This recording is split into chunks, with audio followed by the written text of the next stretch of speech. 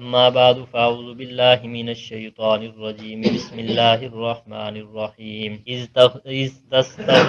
تستغيثون ربكم فاستجاب لكم أني ممدكم بألف من الملائكة مردفين وما جعله الله إلا بشرى ولتطمئن به قلوبكم وما النصر إلا من عند الله إن الله عزيز حكيم إذ يغشيكم النعاس أمنة منه وينزل عليكم من السماء ماء ليطهركم به ويذهب عنكم رجز الشيطان وليربط على قلوبكم ويثبت به الأقدام إذ يوحي ربك إلى الملائكة أني معكم فثبتوا الذين آمنوا سألقي في قلوب الذين كفروا الرعب فاضربوا فوق الأعناق واضربوا منهم كل بنان ذلك بأنهم شاقوا الله ورسوله ومن يشاكك الله ورسوله فإن الله شديد العقاب ذلكم فذوقوه وأن للكافرين عذاب النار صدق اللہ العظیم۔ محترم دوستوں بزرگوں،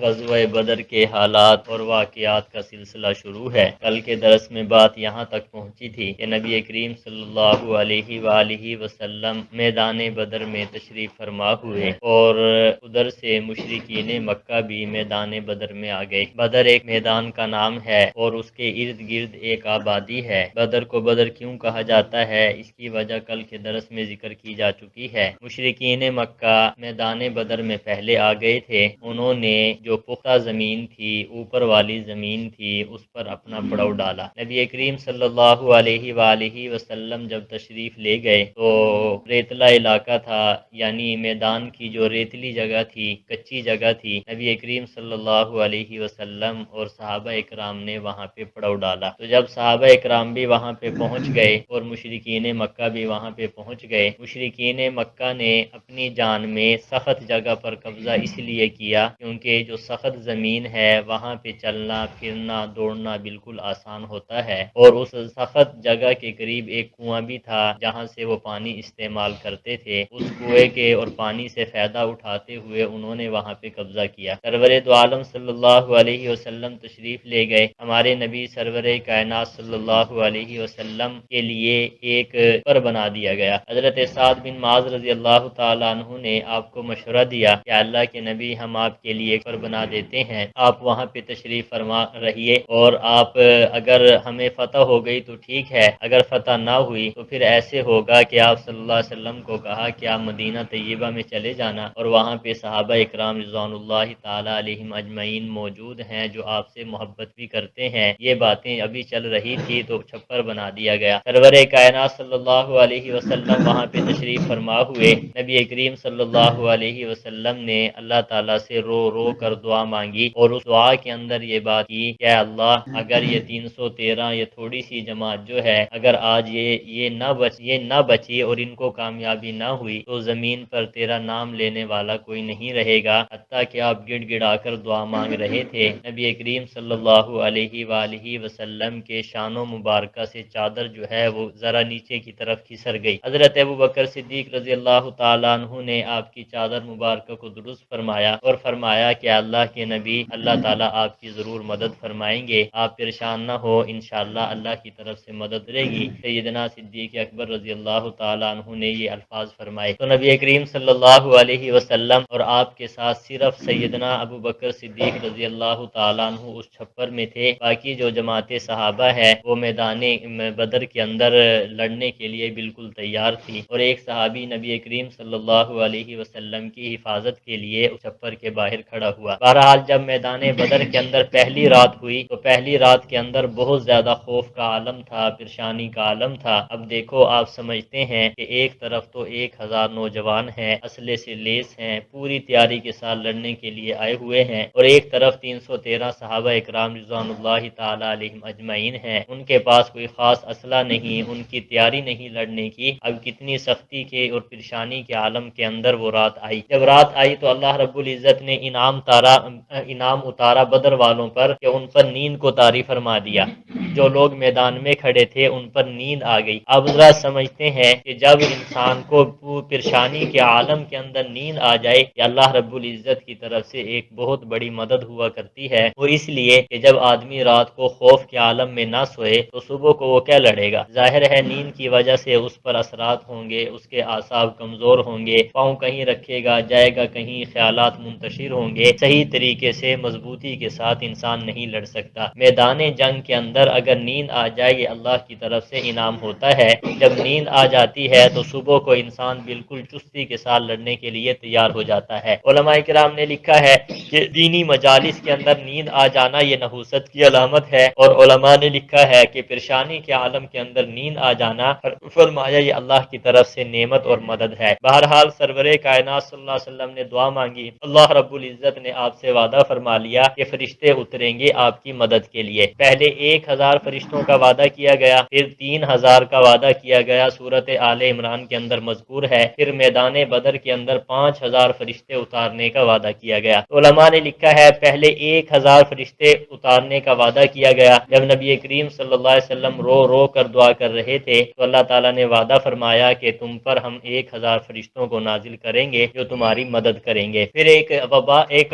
اپنا افواہ پھیل گئی، وہ افواہ یہ تھی کہ مشرکین مکہ کی مدد کے لیے ایک اور لشکر آ رہا ہے۔ جب یہ افواہ پھیلی اور خوف و ہراس پھیلا، صحابہ اکرام پریشان ہوئے، تو اللہ رب العزت نے فوراً وعدہ فرمایا کہ 3000 فرشتے میں اتار دوں گا۔ تو فرمایا کہ اس کے بعد پھر یہ وعدہ ہوا کہ اگر یک بار کفار نے تم پر حملہ کیا تو اس وقت اللہ تعالیٰ 5000 فرشتوں کو نازل فرما دیں گے۔ سامعین محترم، فرشتہ تو ایک ہی مدد کے لیے کافی ہے، اب 1000 فرشتوں کا نزول، پھر 3000 فرشتے اتارنے کا وعدہ، پھر 5000 فرشتے اتارنے کا وعدہ۔ اللہ رب العزت انسان کی نفسیات سے واقف ہیں، انسان کی عادات سے واقف ہیں۔ اللہ تعالیٰ جانتے ہیں کہ ہم لوگ جو ہیں وہ کثرت کے ساتھ بھی متاثر ہو جاتے ہیں۔ ہم لوگ جو ہیں، لوگوں کی یہ عادت ہے وہ کثرت، ایک طرف کثرت ہو تو لوگ کہتے ہیں وہ حق پر ہے چاہے وہ جھوٹا ہی کیوں نہ ہو۔ تو اللہ تعالیٰ جو ان ہماری عادات اور نفسیات سے جانتے ہیں، اللہ رب العزت نے 1000 فرشتے نازل کرنے کا ارادہ فرمایا تاکہ صحابہ اکرام رضوان اللہ تعالی علیہم اجمعین یہ سمجھیں کہ تعداد کے اندر ہم بہت ہیں اور ان کے برابر ہیں، بلکہ ان سے کیا ہے بھائی زیادہ ہیں، وگرنہ فرشتہ تو ایک ہی کافی ہے۔ جیسا کہ روایات کے اندر آتا ہے، لوط علیہ السلام کی پوری بستی کو اٹھا کر حضرت جبریل امین نے ایک پر کی نوک سے اٹھا کر آسمانوں تک لے گئے، پھر الٹا دیا۔ اب اتنی طاقت اللہ تعالیٰ نے ان کو دی ہوئی ہے، اتنی بڑی بڑی طاقتیں فرشتوں کو دی ہوئی ہے، لیکن صحابہ اکرام رضوان اللہ تعالی علیہم اجمعین کے حوصلے کے لیے اللہ رب العزت نے 1000 فرشتے اتارنے کا وعدہ فرمایا۔ آج بھی مشہور ہے، جو لوگ حج کے لیے جاتے ہیں، عمرہ کے لیے جاتے ہیں، جب وہ میدان بدر کے اندر جاتے ہیں تو ایک پہاڑ، وہ ریتلا پہاڑ نظر آتا ہے، کچھ نہ کچھ اس پہ ریت نظر آتا ہے، یعنی پہاڑ بھی ہے اور اس میں ریت کے اثرات بھی ہیں۔ کہا یہ جاتا ہے کہ یہ وہی پہاڑ ہے جہاں پر اللہ تعالیٰ نے فرشتوں کو نازل فرمایا تھا۔ بہرحال میدان بدر کے اندر جو فرشتے نازل ہوئے، علماء نے لکھا ہے کہ ان کے سروں کے اوپر سفید امامے یعنی سفید پگڑیاں تھیں، اور غزوہ حنین کے موقع پر جو فرشتے اللہ تعالیٰ نے مدد کے لیے نازل فرمائے، فرمایا ان کے سروں کے اوپر سرخ قسم کی پگڑیاں تھیں۔ حضرت قائد اہل سنت وکیل صحابہ حضرت مولانا قاضی مظہر حسین صاحب رحمۃ اللہ علیہ نے اپنی جماعت کے جھنڈے کے اندر 5 رنگوں کو جمع فرما دیا۔ یہ مختلف رنگ وہ ہیں جو مختلف غزوات کے موقع پر نبی کریم صلی اللہ علیہ وسلم نے جھنڈوں کو لہرایا، تو حضرت نے ان تمام کے تمام رنگوں کو ایک جھنڈے کے اندر جمع فرما دیا۔ بہرحال اللہ رب العزت نے جماعت صحابہ کی مدد فرمائی۔ ایک مدد کا ذکر تو کل سبق کے اندر گزر چکا ہے کہ صحابہ اکرام اور نبی کریم صلی اللہ علیہ وسلم خود نہیں نکلے بلکہ اللہ تعالیٰ نے ان کو نکالا۔ ایک بات تو یہ ہے۔ دوسری بات آج کے سبق کے اندر انعام ذکر کیا جائے گا، جب سرور کائنات صلی اللہ علیہ وسلم نے دعا فرمائی تو اللہ تعالیٰ نے آپ کی دعا کو قبول فرمایا۔ یہ دوسرا انعام تھا بدری صحابہ اکرام رضوان اللہ تعالی علیہم اجمعین کے لیے۔ اور تیسرا انعام کیا تھا کہ اللہ تعالیٰ نے ان کی مدد کے لیے فرشتوں کو نازل فرمایا۔ اور چوتھا انعام بھی آج ہی کے درس کے اندر ذکر کیا جائے گا۔ وہ چوتھا انعام یہ ہے کہ اللہ رب العزت نے ان پر نیند کو طاری فرما دیا۔ سخت پریشانی کے عالم کے اندر کیا ہو گئے بھائی، نیند ان پر طاری ہو گئی۔ یہ بھی اللہ کی طرف سے ایک انعام ہے۔ اور پانچواں انعام بھی آج کے درس کے اندر ذکر کیا جائے گا کہ اللہ رب العزت نے بارش برسائی۔ جب رات کو بارش برسی، صحابہ اکرام رضوان اللہ تعالی علیہم اجمعین کے پاس پانی نہیں تھا، پانی استعمال کرنے کے لیے، نماز پڑھنے کے لیے، پینے کے لیے، اللہ تعالیٰ نے بارش برسائی۔ برسائی تو صحابہ اکرام رضوان اللہ تعالی علیہم اجمعین کا پانی کا انتظام بھی ہو گیا، اور ساتھ ساتھ جب بارش آئی تو وہ جو ریتلا علاقہ تھا بارش کی وجہ سے وہ جم گیا، اور جو انہوں نے چلاکی کی تھی کہ سخت زمین پر قبضہ کر لیا تھا، سخت علاقے پہ قبضہ کر لیا تھا، تو جب بارش آئی تو وہاں پہ کیا ہو گیا؟ کیچڑ ہو گیا۔ جب کیچڑ ہو جاتا ہے تو آپ سمجھتے ہیں چلنا پھرنا مشکل ہو جاتا ہے۔ اللہ رب العزت نے بارش کے ذریعے بھی کیا ہے؟ مدد فرمائی ہے صحابہ اکرام رضوان اللہ تعالی علیہم اجمعین کی۔ صحابہ اکرام نے بڑی قربانی دی ہے۔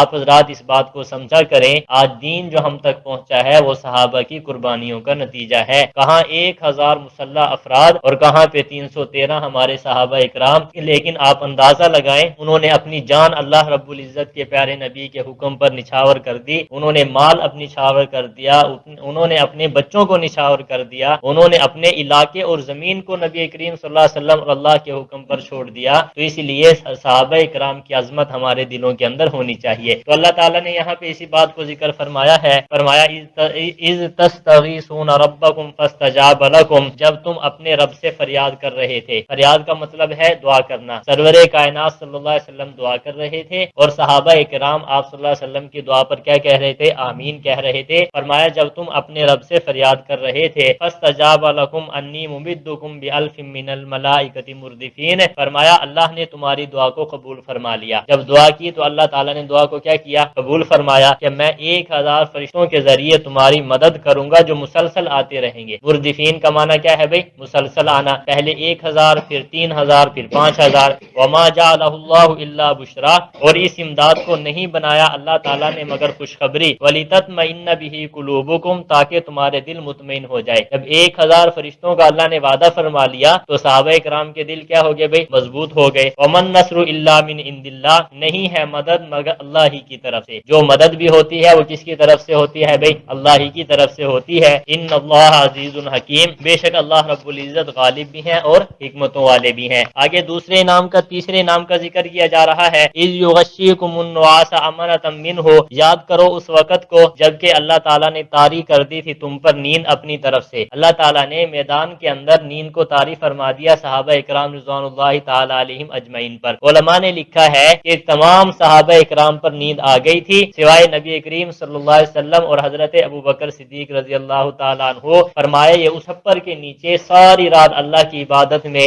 اللہ کے سامنے گڑ گڑاتے رہے، اللہ کے سامنے دعائیں مانگتے رہے اور اللہ رب العزت کے سامنے مدد کا مطالبہ کرتے رہے۔ حضرت ابوبکر اور سرور کائنات صلی اللہ علیہ وسلم کو نیند نہیں آئی، بلکہ تمام کے تمام صحابہ کرام کو کیا آ گئی بھائی؟ نیند آ گئی۔ اور ایک روایت کے اندر یہ بات آتی ہے کہ کچھ تھوڑی سی دیر آپ صلی اللہ علیہ وسلم کی آنکھ لگی، کھلنے کے بعد آپ نے حضرت ابوبکر کو کہا کہ ابوبکر خوشخبری ہو، وہ سامنے جبریل امین کھڑے ہیں اور مجھے خوشخبری سنا رہے ہیں، یہاں اس میدان کے اندر ہمیں جو ہے وہ فتح ملے گی اور یہ سارے کے سارے ذلیل و خوار ہو کر جائیں گے۔ یہ بھی ایک روایت کے اندر بات آتی ہے۔ بہرحال جب قائد مضبوط ہو تو پھر فوج جو ہے وہ بڑی محنت کے ساتھ اور طاقت کے ساتھ لڑا کرتی ہے۔ نبی کریم صلی اللہ علیہ وسلم مجاہد تھے اور آپ صلی اللہ علیہ وآلہ وسلم طاقتور تھے۔ نبی کریم صلی اللہ علیہ وسلم بزدل نہیں تھے بلکہ دلیر تھے۔ بات سمجھ آ رہی ہے؟ یہ بات آپ یاد رکھیں کہ انبیاء کرام علیہ السلام کی ایک خصوصیت یہ ہے، نبی جو بھی دنیا میں آتا ہے وہ دلیر ہوتا ہے، بزدل کوئی نبی نہیں ہوا۔ آپ تاریخ اٹھا کے دیکھ لیں، حضرت موسیٰ علیہ السلام کس کے سامنے کھڑے ہو گئے؟ فرعون کے سامنے، مضبوط تھے، دلیر تھے۔ نبی کریم صلی اللہ علیہ وسلم بھی کیا تھے بھائی؟ دلیر تھے۔ ایک مرزا قادیانی ہے جو اپنے آپ کو کہتا ہے میں اللہ کا نبی ہوں، اور اس کی سیرت اور واقعات میں لکھا ہوا ہے کہ کبوتر رکھنے کا شوق تھا۔ کیا تھا بھائی؟ کبوتر رکھنے کا شوق۔ ایک مرتبہ کبوتر پکڑا ہوا ہے تو بلی سامنے نظر آ گئی تو کبوتر کو چادر کے نیچے چھپا لیا کہیں بلی جھپٹا نہ لگا لے۔ جو بلی سے ڈر جائے وہ نبی نہیں ہو سکتا۔ سرور کائنات صلی اللہ علیہ وسلم دلیر تھے۔ جب قائد دلیر ہو تو پھر آگے فوج جو ہے وہ بڑی مضبوطی کے ساتھ لڑا کرتی ہے۔ نبی کریم صلی اللہ علیہ وسلم وہیں پہ تشریف فرما رہے چھپر کے نیچے۔ آگے فرمایا وَيُنَزِّلُ عَلَيْكُم مِّنَ السَّمَاءِ مَاءً، اور اللہ تعالیٰ اتارتا تھا تم پر آسمان سے پانی۔ اللہ نے بارش برسانے کے ساتھ بھی صحابہ کرام کی کیا فرمائی؟ مدد۔ لِيُطَهِّرَكُم بِهِ، تاکہ اس کے ذریعے تمہیں پاک کرے۔ وَيُذْهِبَ عَنكُمُ الرِّجْزَ الشَّيْطَانِ، اور تاکہ تم سے شیطان کی پلیدی کو دور کر دے۔ بارش اتارنے کے دو فائدے ذکر فرمائے۔ نمبر 1، تاکہ تم کو پاک کرے، پانی کے ذریعے صفائی ستھرائی، استنجا ہے، غسل ہے، وضو ہے، یہ ساری چیزیں پانی کے ذریعے ہوتی ہیں، اور اس کے ساتھ ساتھ شیطان کی پلیدی سے تم کو کیا کر دے؟ دور۔ اب شیطان جو ہے فرمایا صحابہ کرام کے دل میں وسوسے ڈال رہا تھا کہ تم جو ہے وہ ریتلے علاقے میں آ گئے، کیسے لڑو گے، تم پھسل جاؤ گے، تم سے لڑا نہیں جائے گا۔ جب اللہ تعالیٰ نے بارش کو نازل فرما دیا تو صحابہ کرام رضوان اللہ تعالی علیہم اجمعین کیا ہو گئے؟ مضبوط ہو گئے، اور شیطانی وسوسے سارے کے سارے ختم ہو گئے۔ آگے فرمایا وَلِيَرْبِطَ عَلَىٰ قُلُوبِكُمْ، اور تاکہ تمہارے دلوں کو مضبوط کر دے، وَيُثَبِّتَ بِهِ الْأَقْدَامَ، تمہارے اور تاکہ اس کے ذریعے تمہارے قدموں کو جما دے۔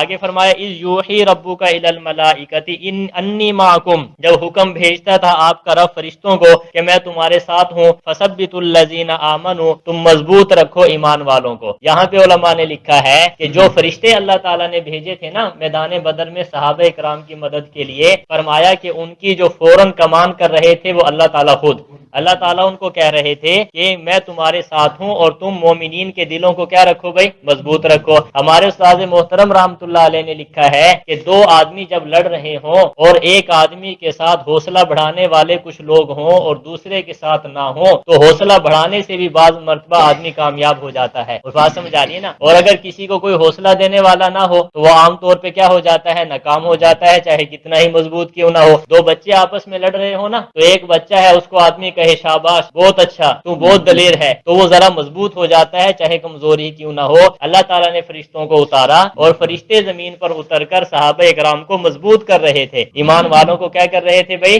مضبوط کر رہے تھے۔ سَأُلْقِي فِي قُلُوبِ الَّذِينَ كَفَرُوا الرُّعْبَ، ان قریب ڈال دوں گا کافروں کے دلوں کے اندر رعب۔ فَاضْرِبُوا فَوْقَ الْأَعْنَاقِ، مارو ان کی گردنوں پر، وَاضْرِبُوا مِنْهُمْ كُلَّ بَنَانٍ، مارو ان کے ہر پوروں پر۔ اللہ تعالیٰ فرما رہے ہیں وہ فرشتے اترے اور صحابہ کرام کے دل مضبوط ہوئے اور ان کو کہہ رہے ہیں کہ ان کی پٹائی کرنی ہے، مارو ان کو، گردنوں پر بھی مارنے ہیں اور ان کے پوروں پر بھی مارنا ہے، چھوڑنا نہیں ہے ان کو۔ آگے فرمایا ذَلِكَ بِأَنَّهُمْ، یہ پٹائی اللہ تعالیٰ نے کیوں کروائی کفار کی؟ اس کی وجہ بیان کر دی۔ ذَلِكَ بِأَنَّهُمْ شَاقُّوا اللَّهَ وَرَسُولَهُ، یہ اس وجہ سے کہ انہوں نے مخالفت کی اللہ اور اللہ کے رسول کی۔ جو لوگ مخالفت کرتے ہیں اللہ اور اللہ کے رسول کی پھر اللہ تعالیٰ ان کی پٹائی کرواتے ہیں کسی طریقے سے بھی ہو۔ آگے فرمایا وَمَن يُشَاقِقِ اللَّهَ وَرَسُولَهُ، جو کوئی اللہ اور اس کے رسول کی مخالفت کرتا ہے فَإِنَّ اللَّهَ شَدِيدُ الْعِقَابِ، بے شک اللہ رب العزت سخت سزا دینے والے ہیں۔ یعنی یہ سنایا جا رہا ہے مشرکین مکہ کو کہ نبی کریم صلی اللہ علیہ وسلم کی جب تم مخالفت کرو گے تو پھر اللہ تعالیٰ اس کو کیا دیتے ہیں بھائی؟